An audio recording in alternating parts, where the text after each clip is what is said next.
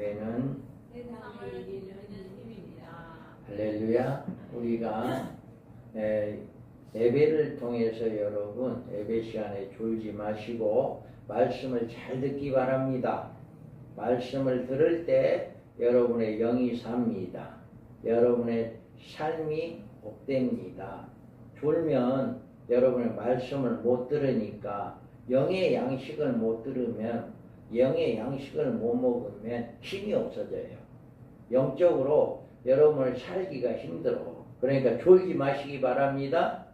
자, 우리는 20장에서 첫째 부활, 또 천년왕국, 신보자 심판에 대한 말씀이 계시되어 있는데 짧게 전개되지만 이 모든 계시는 종말 예석에 굉장한 비중을 가지고 있습니다.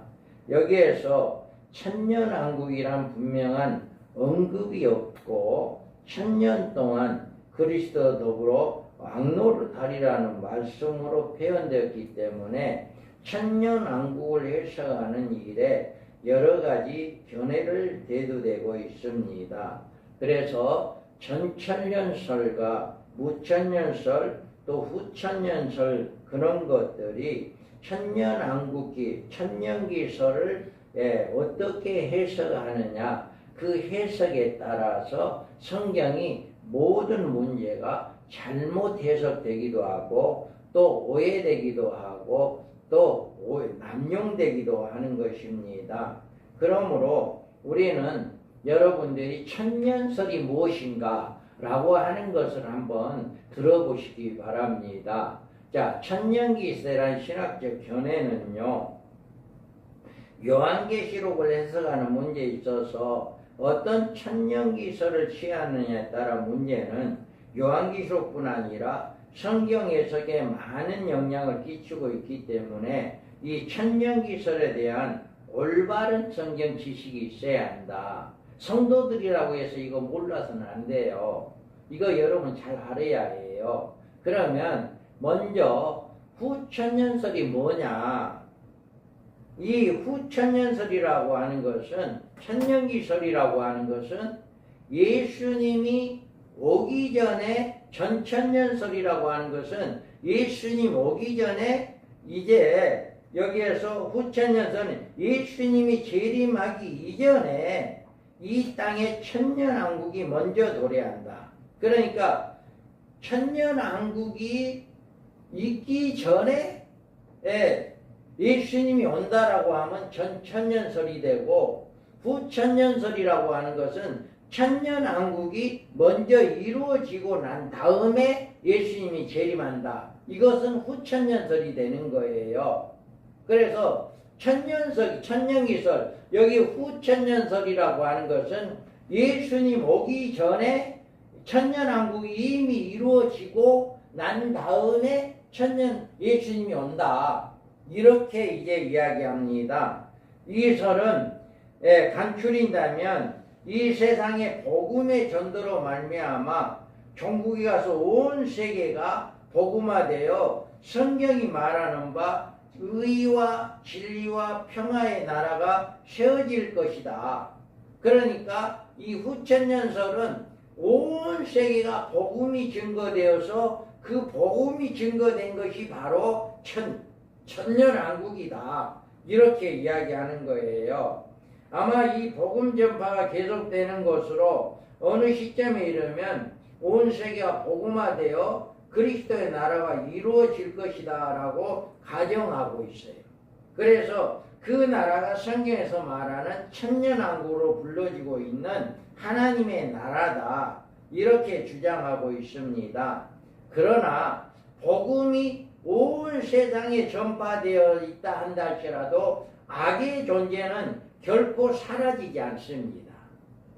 지금도 복음이 많이 전하되고 있잖아요. 그런데 마귀는 지금도 역사하고 있거든요. 천년왕국이라고 하는 것은 마귀가 없는 세상이에요.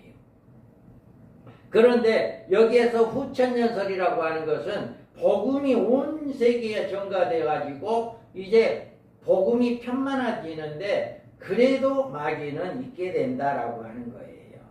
그래서 죄의 언웅이 되는 사탄이 이 세상이 임금의 이치에서 인간 세상을 다스리고 있기 때문에 성경에서 종말에 갈수록 세상은 더욱 패역해질 것이라고 예언해주고 있습니다. 그러므로 복음이 세상에 편만해진다 해서 온 세상이 복음화되어 하나님의 나라가 이루어진다는 견해로 그것이 바로 천년왕국이다. 이것은 맞지 않다. 마귀가 역시 여전히 역사하고 있기 때문에 천년왕국이 될 수가 없다. 자, 그러면 두 번째로는 무천년설이에요. 아예 그냥 천년왕국 없다. 이렇게, 자, 여기 보세요. 천년왕국이 없다. 그러면 천년왕국이 없다라고 하는 예수님의 재림에 전후하여 이전에나 이후에나 천년왕국이 존재하지 않는다라고 주장해요.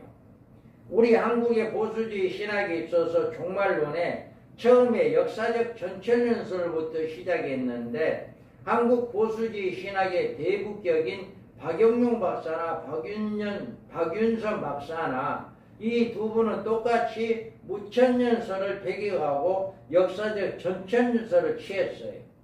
그 후에 이 두 분이 이제 타계하고 나서 소천하고 신학교에서 떠나고 난 다음에 신학교 교수들이 전부 다 무천년주의자들.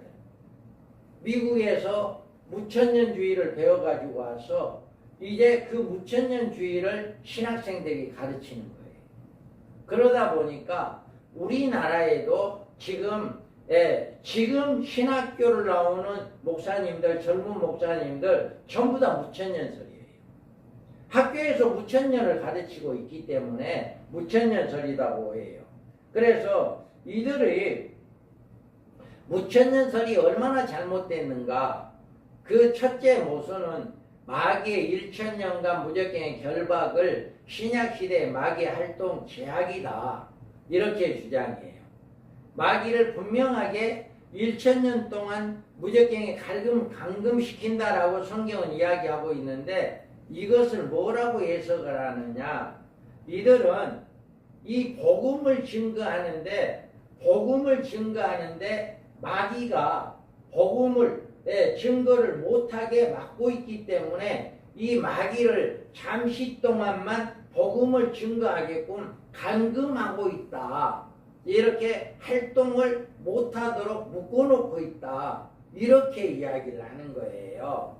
그러면 만약에 신약시대 마귀 활동이 복음을 전하는 일에 큰 방해가 되어서 하나님의 구원의 사역에 결정적인 지장을 초래할 것이기 때문에 마귀 활동에 제약할 수밖에 없었다면 복음의 능력이 마귀의 권세 앞에 패배할 수밖에 없다는 결론이 나옵니다.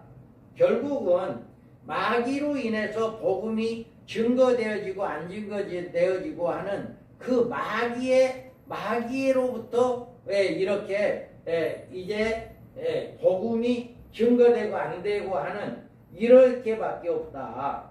그래서 여기에서 보면 복음에 전받게 하시는 성령의 권능이 마귀의 제한에 묶일 수밖에 없다는 주장이 되므로 이런 주장은 절대로 수용이 안 된다. 복음은 그리스도의 대속의 죽으심과 그의 부활하심의 권능으로 사탄의 사망 권세를 이미 이겼습니다. 복음은 성령의 권능으로 증거되며 사탄의 그 어떤 권세 앞에서도 이축될 수가 없다. 하나님께서 사탄의 권세를 미리 묶어놓고 복음을 전파하도록 하셨다면 이것은 이미 하나님의 권능도 하나님의 복음도 아니다.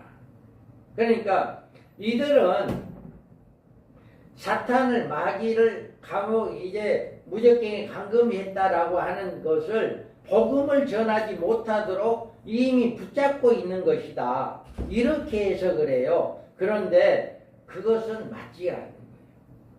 그러면 마귀로 인해서 복음이 증거되고 못되고 하는 마귀가 복음을 증거하고 안 하고 하는 그런 권능을 가지고 있는 그런 결과밖에 안 된다. 그래서 이것은 잘못된 해석이다. 어떤 그림을 보면 이 강아지를 딱 이렇게 목을 매서 줄을 딱 묶어놔요. 그러면 강아지는 이 그 줄을 목줄이 있는 데만큼은 거기만 뺑뺑 도는 거예요. 이와 같이 이렇게 마귀를 뺀 용을 이렇게 무조건 감금을 해놓고 그 안에 이제 그 얘의 복음을 못 전하게 하기 위해서 이렇게 제한을 시켜놨다. 그 안에서는 복음을 못 전하게 제한을 시켜놨다. 이런 그림도 그려져 있더라고요. 그래서 이거는 잘못된 그 해석이다. 그리고 무천년설이 주장하고 있는 세 번째로 보면 첫째 부활의 해석이 난간에 부닥치게 됩니다. 여기에서 보면 자, 무천년설에 여기에서 보면 세 번째로 주장하는 첫째 부활이 있다면 둘째 부활이 있던가 다른 이름의 부활이 또 있어야 하는데 이처럼 부활 양분의 무천년설은 무너집니다. 그리스도의 재림 시에 첫째 부활이 있으면 언젠가는 다른 부활이 또 있어야 하는데 무천년설에 의하면 그리스도의 재림으로 모든 것이 끝나기 때문에 부활에 상상할 수도 없다. 이 무천년설은 부활이 첫째 부활이 마지막 부활이 없어요. 이들은 예수를 믿고 이제 다 예수님이 재림하면 이렇게 예수님 모든 사람이 다 죽은 사람이나 사는 사람이 부활한다. 이걸로 끝나요. 또 다른 부활이 없어요. 그래서 우리는 분명하게 고린도전서에 그러나 각각 자기 차례대로 되리니 먼저는 천년 열매인 그리스도요 다음에는 그가 강림하실 때 그리스도에 속한 자요 그 후에는 마지막이니 그가 모든 통치와 모든 권세와 능력을 멸하시고 나라를 아버지 하나님께 바칠 때다. 분명하게 그 부활에 대해서 이야기를 하고 있어요. 또 여기에서 보면 또 내가 보좌들을 보니 거기에 앉은 자들이 있어 심판하는 권세를 받았더라. 또 내가 보니 예수를 증언함과 하나님의 말씀 때문에 목배임을 당한 자들의 영혼들과 또 짐승과 그의 우상이 경배하지 아니하고 그들이 이마에와 손에 그의 표를 받지 아니한 자들이 살아서 그리스도와 더불어 1000년 동안 악노릇하니 그 나머지 죽은 자들은 그 1000년이 자기까지 살지 못하더라. 이는 첫째 부활이라. 다음에 분명하게 이 첫째 부활은 순교자들이고 마지막 부활은 이렇게 있다라고 하는 것을 이야기하는데 이들에 대해서는 이 첫째 부활을 뭐라고 하느냐? 예수 믿고 구원받은 것 그것이 첫째 부활이다. 이렇게 엉뚱하게 해석을 해요. 예수 믿고 구원받은 것이 첫째 부활이다. 이렇게 해석을 합니다. 그래서 이렇게 무천년주의, 천년왕국이 없다고 주장하는 이런 천년기설에도 성경적인 바른 성경이 아니다 라고 하는 것을 우리가 볼 수가 있고요. 우리가 성경에서 가장 가까운 해석이라고 볼 수 있는 전천년설의 경우를 보면 이 경우에 일치된 견해를 보이지 못하고 굉장히 다양한 해석을 가지고 있다. 그래서 역사적 전천년설이라 하는 말이 있어요. 이 말로 표현하기 좋은데 역사적이란 말은 요한계시록을 역사적 사건으로 이제 해석하는 겁니다.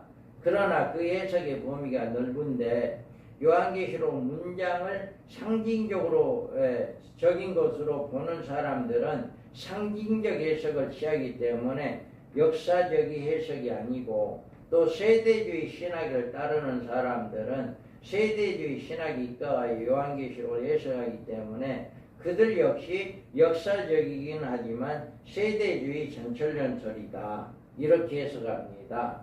그래서 요한계시록의 주재림 시에 종말적 사건으로 보는 신학적 입장에서 종말론 전천년설을 취하게 됩니다. 우리는 이 천년왕국이 예수님이 오기 전에 이루어지느냐 예수님이 오고 난 다음에 일어나느냐 이것은 오기 전에 이루어진다면 후천년설이다. 그리고 오고 난 다음에 일어난다. 그런 다음에 전천년설이다. 예수님이 오시고 난 다음에 천년왕국이 이루어진다. 이것이 전천년설이다. 그런데 이 전천년설도 역사적 전천년설, 세대주의 전천년설, 이제 개혁주의 전천년설 여러 가지 해석이 다 분분하다 하는 것을 이야기하고 있습니다. 그러므로 어느 특정한 신학적 견해에 사로잡히지 않은 성경적 해석에 유의해야 합니다. 일단 무천년설을 입장을 취하면 모든 종말론 사건뿐 아니라 성경 해석에 있어서 무천년설의 영향을 받아야 하므로 억지 해석이나 편견에 빠질 수밖에 없다. 그래서 여러분들은 우리는 개혁주의 전천년설을 주장하고 있습니다. 그래서 성경에 가장 가까이 해석을 하는 개혁주의 전천년설이다 라고 하는 것입니다. 그래서 여러분들은 이 개혁주의 전천년설을 통해서 성경이 바른 해석을 깨닫기 바랍니다. 그 다음에 우리는 붉은 용의 결박과 무적경에 있어요. 크게 읽어봐요. 영을 잡으니 예배니요 마귀요 사탄이라 잡아서 천년 동안 결박하여 무적에게 던져도 잠그고 그 예에 인복하여 천년이 차도록 다시는 마음을 기억하지 못하게 하였는데 그 후에는 반드시 잠깐 보이리라. 아멘. 자, 여기에서 보면 천사가 무적갱이 열쇠와 큰 쇠사슬을 가지고 하늘로부터 내려와서 용을 잡았다라고 합니다.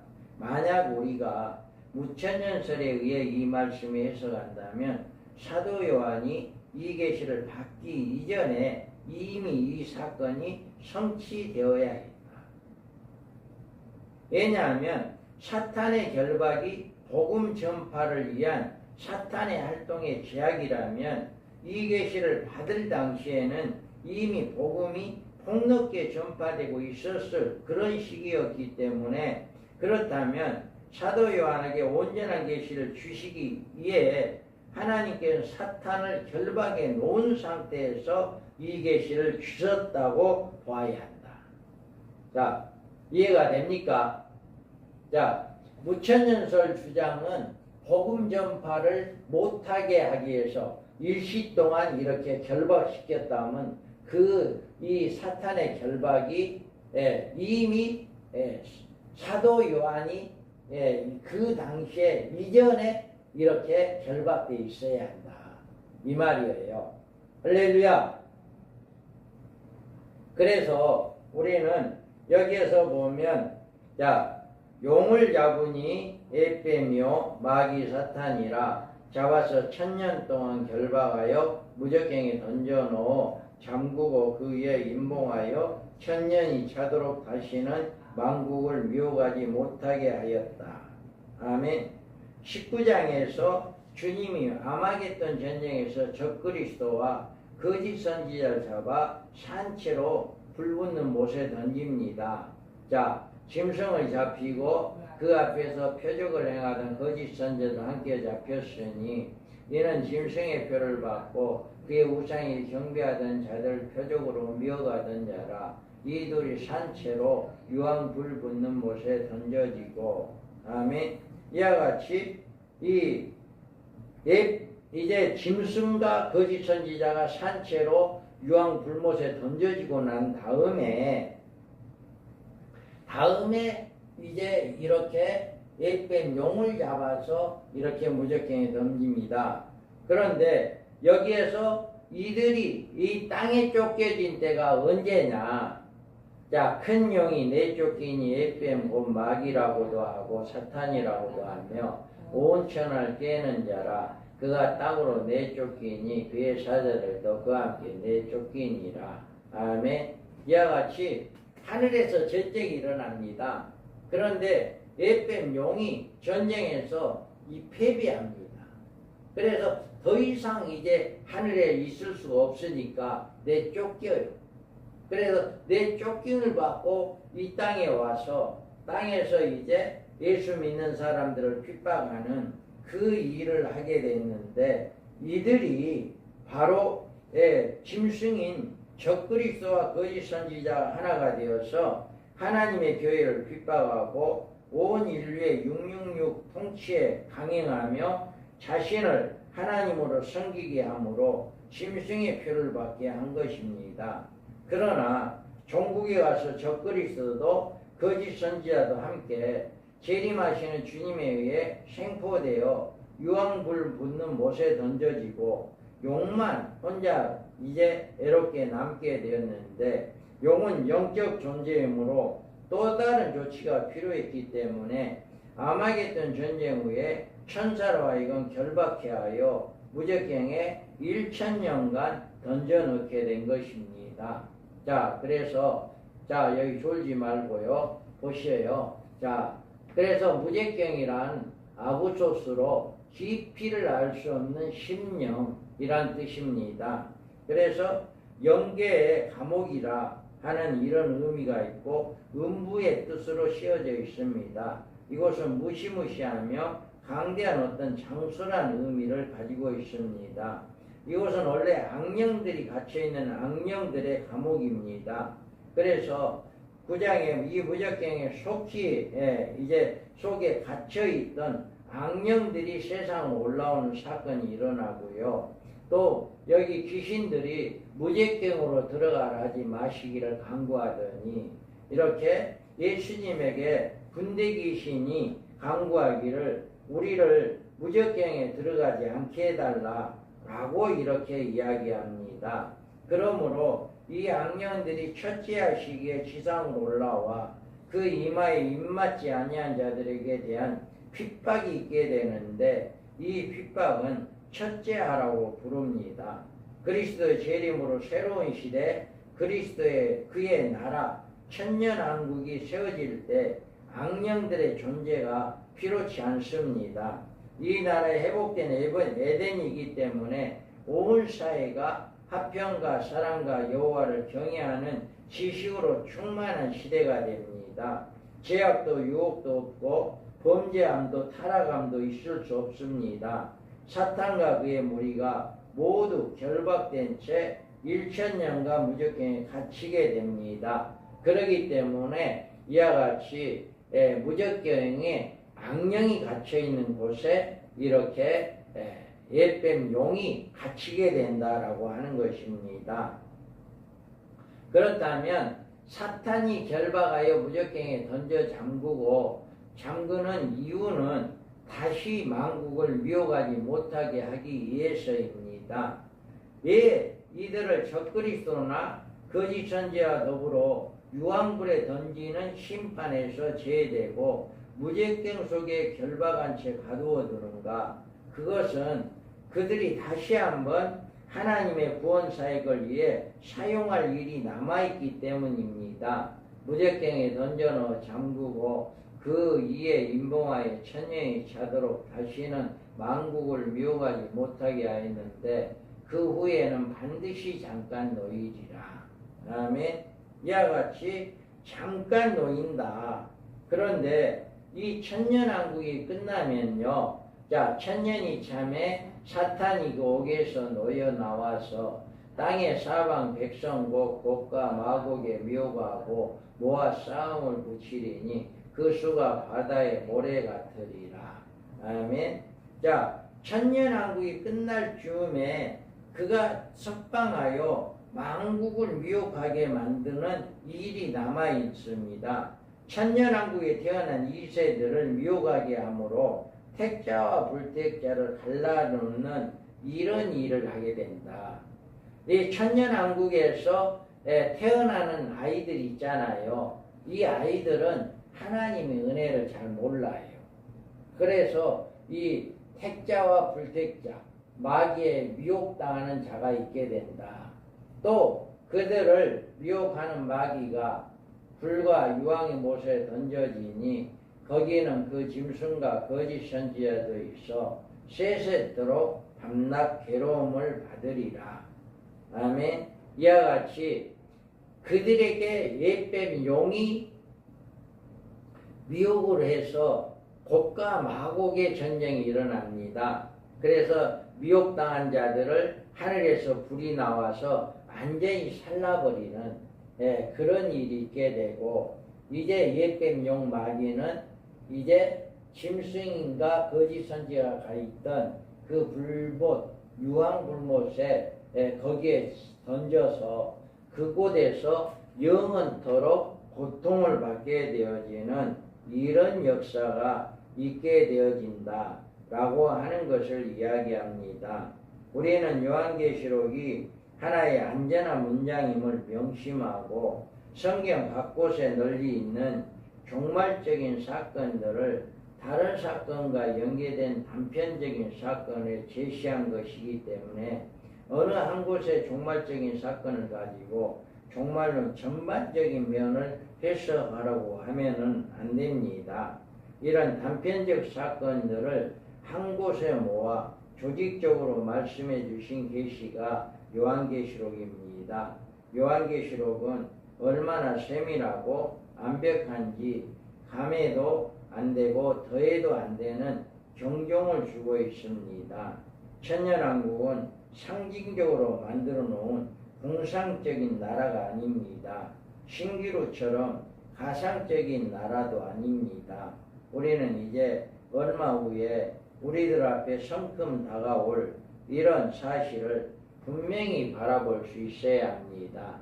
여러분들이 주님이 무천년설은 천년왕국이 없다 이렇게 이야기하고, 후천년설은 이제 예수님이 오기 전에 천년왕국이 이미 이루어졌다 라고 진다라고 하는 이런 잘못된 학설에 미혹받는 것이 아니고, 우리는 반드시 예수님이 오고 난 다음에 천년왕국이 이루어지는데 그 천년왕국에서 천년 동안 살고 그것이 끝나는 동시에 영원한 새 예루살렘으로 들어가게 되어진다 라고 하는 것, 또 천년왕국에서는 살아있는 이 몸을 가지고 우리가 들어가서 거기서 시집가고 장가가고 아이를 낳는 이런 일이 있게 되고, 또 거기에서 난 아이들이 이제 옛뱀 용이 무적경에 갇혀 있다가 천년이 차고 난 다음에 잠시 불러서 그들을 미혹해서 곡과 마곡의 전쟁을 일으키는 이런 일을 하게 될 것이다 라고 하는 것을 믿으시기 바랍니다. 그래서 우리는 우리가 반드시 이와 같이 천년왕국의 복된 삶이 옛뱀 용 마귀가 없는 에덴이 회복되어지는 그런 곳이다. 그곳에서 주님과 함께 우리가 천년을 누리며 살아갈 수 있는 이런 축복의 나라이다 라고 하는 것을 분명히 믿고, 우리가 말씀에 붙잡고 말씀대로 순종해서 이 천년왕국에 들어가는 복된 자들 되기를 주님의 이름으로 축복합니다. 아멘. 하나님 감사